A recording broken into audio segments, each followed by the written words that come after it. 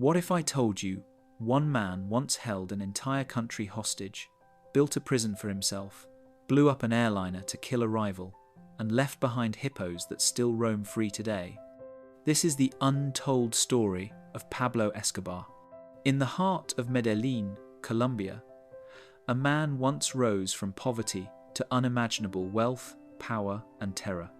His name was Pablo Emilio Escobar Gaviria, a man both worshipped as a modern-day Robin Hood and feared as the most ruthless drug lord in history.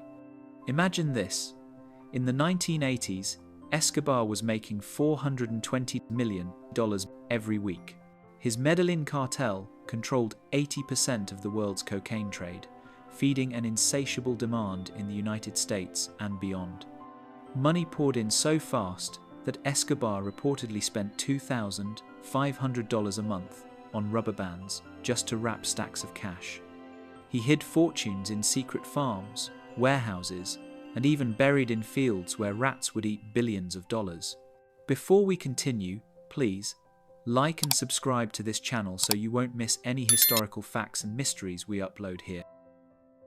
But behind the myth of wealth and generosity, where he built schools, churches, and housing for the poor, was a bloody empire built on fear. Judges, journalists, and politicians who stood in his way were assassinated. One of his earliest high-profile victims was Justice Minister Rodrigo Lara Bonilla, gunned down in 1984 after daring to expose Escobar's empire. In 1989, Escobar ordered the assassination of Luis Carlos Galan, a presidential candidate determined to bring him down. And in a shocking attempt to kill another candidate, Cesar Gaviria, Escobar planted a bomb on Avianca Flight 203. The plane exploded mid-air, killing 110 innocent people. Gaviria, by chance, never boarded and went on to become president of Colombia, sworn in with Escobar as his deadliest enemy. The violence didn't stop there. Car bombs tore through cities. Police officers were hunted daily, with bounties paid for their deaths. By the early 90s, Medellín had become the murder capital of the world, much of it fueled by Escobar's orders. Yet, Escobar's wealth bought him privileges that defied belief. In 1991, facing pressure from the Colombian government and the US, he struck a shocking deal. He would surrender, but only if he could build his own prison. He called it La Catedral, but this was no prison, it was a luxury fortress, high in the mountains, overlooking Medellín. Inside, Escobar lived like a king, with a private bar, casino, nightclub, a waterfall, and even a soccer field where he played matches with pros he flew in. Guards? Hand-picked by Escobar himself. From behind bars, he continued to run his cartel, order assassinations, and host lavish parties.